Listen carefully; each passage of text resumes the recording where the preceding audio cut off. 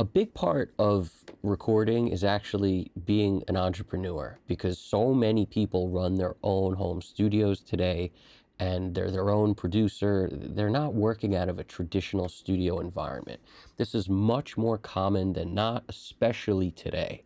So changing with the environment, means that there's generally less need for interns and assistants than there ever was before. But you can still get into a position where someone will accept you as an intern in these places. And the reasons and the ways to do that, I'm going to get into a couple of them today. Number one, come to the table with some sort of skill, like a guitar tech, or, if you're a repair technician when it comes to amps or, consoles, this is stuff you may learn. Maybe you're an electrician or something.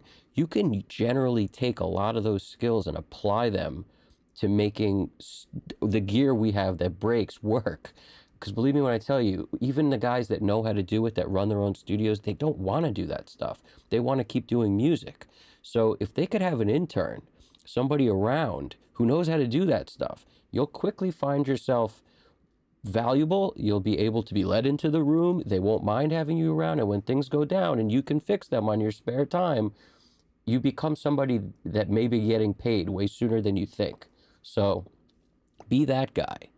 Another huge thing, if you don't know how to do that stuff, is make it clear that you're willing to do the stuff no one else wants to do. You have to be telepathic.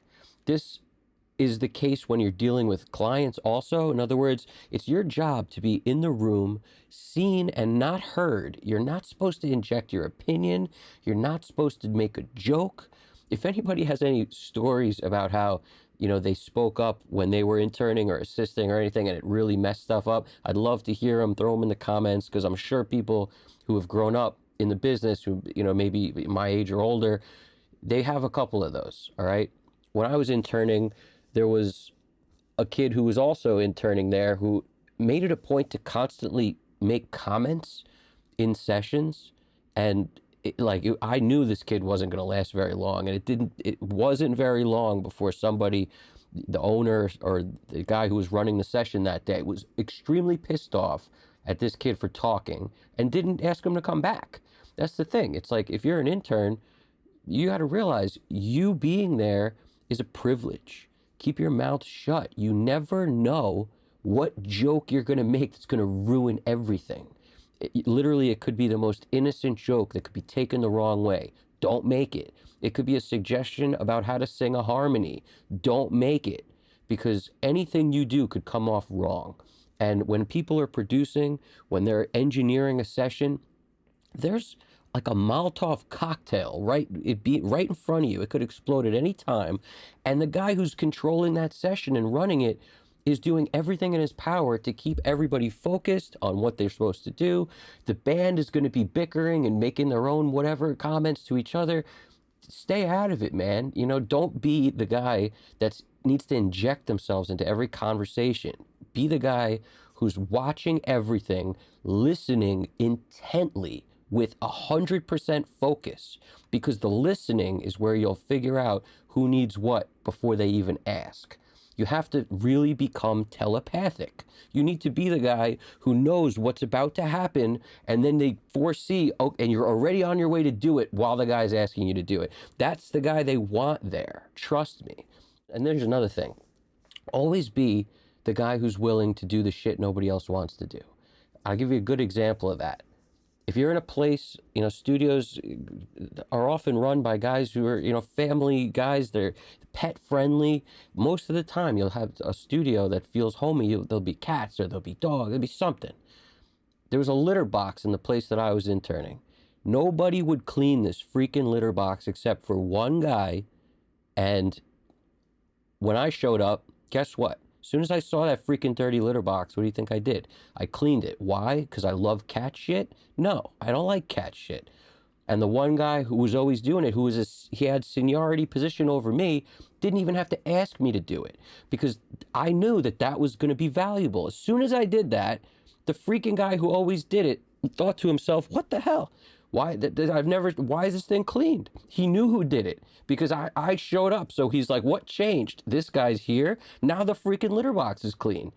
Stuff like that makes people so happy because they didn't have to ask. And not only they didn't have to ask, it's something so simple and something that anybody could do. And also something that it's like you're helping the environment you're in. So if you see shit that's dusty, you clean it. If you see shit that's, messed up, you fix it. If there's cables all tangled up, you untangle them. You shouldn't have to be asked to do this stuff because by being the guy that doesn't need to be asked, you become extremely valuable. And when you're in a session, you don't speak until somebody turns to you and says, hey man, what about this? If they ask you a question, you could respond because everybody's going to expect you to respond. They're not going to expect you to sit there like with your mouth closed, like, and not say anything. Respond if people are talking to you. But unless somebody's asking your opinion, don't. And don't be the guy who has suggestions. That's up to the producer, up to the engineer. They've got all the suggestions. You got to realize they're thinking about everything you're already thinking about. They've probably thought about it, considered why it's a good idea to say it right or wrong.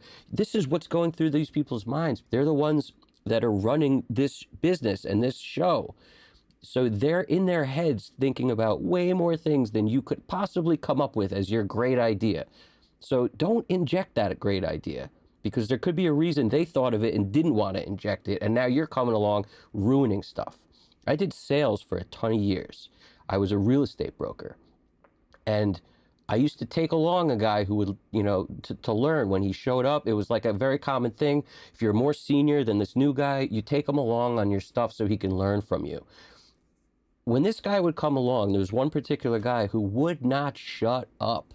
He would just constantly be talking, thinking anytime he could, have some common ground with these people he's walking around with, he should talk about it. And this, I can't tell you, after that first day walking around with this guy, I never took him with me on any appointments ever again because I would be in the middle of trying to close something and this freaking guy would have a joke. And it's like, shut the hell up, man. You're ruining my money. And there's a real thing to that where when people are driving down a path, you cannot come along and distract anything because you don't know where that's going to then lead and fork off into, and now you're screwed. So I have to say, the most critical thing is having the people skills, the intelligence to know when to talk, when not to talk, and also coming to the table as somebody who's valuable because you know something already. And this doesn't mean, you should have the perfect idea of where to place every mic and which mic is for what and how. That doesn't mean you need to know everything. But by watching and listening, you will start to develop skills. And this is where you learn, by watching and listening. You keep your mouth shut.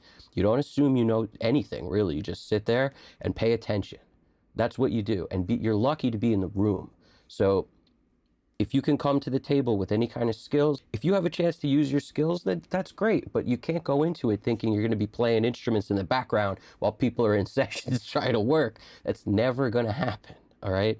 So there's positions out there. If you can come to the table as somebody who's willing to do the stuff nobody else wants to do, and you know a little something, if you're valuable by being a tech of any kind, then that puts you in position number one for who they want to call when they got room for somebody else to be there that day. They'd rather have somebody there who, if something breaks, that can be fixed. That's like the most valuable guy. But people skills is everything. So any sort of tips you can pick up on how to communicate and how people are operating, that's what you're listening and learning also, in addition to learning where mic placement is and what the signal change is right and what you should do and what you shouldn't do in different situations. You're really looking at how they interact with everyone and what is said and what results happen because of that. Because there's so many tricks to this. JJP talks about when people aren't getting it in the room, like if something's happening where they're just beating a dead horse, make everyone take a break and get out of there and don't say, I'm screwing up, so you guys need to take a break. It becomes, come up with something, whatever it is. Just give me a minute, we got to change a mic out or whatever. And that that break could cause a band that's fighting over something to then go outside and stop fighting about it. They'll grab something to eat, they'll have a smoke, they come back in. Now all of a sudden the band that was fighting isn't fighting. So in other words, it may be the mic was messed up, or it may be they just needed everyone to take a break at that moment because they sensed the situation, the tension was getting too hot. When you're a producer, when you're an engineer, when you're in there, you're part of the tribe. You're part of that band, and you got to be the guy who's the mediator. You got to be the guy who's the driver. You got to be all the guys. So this is all stuff I hope you guys find some value in, especially if you're going to run your own stuff and you don't intern, you don't do any of that. It's still all relevant. All right, you guys got this. Piece of cake. Evan Jaffe, Custom Cut Studios. Talk to you guys soon.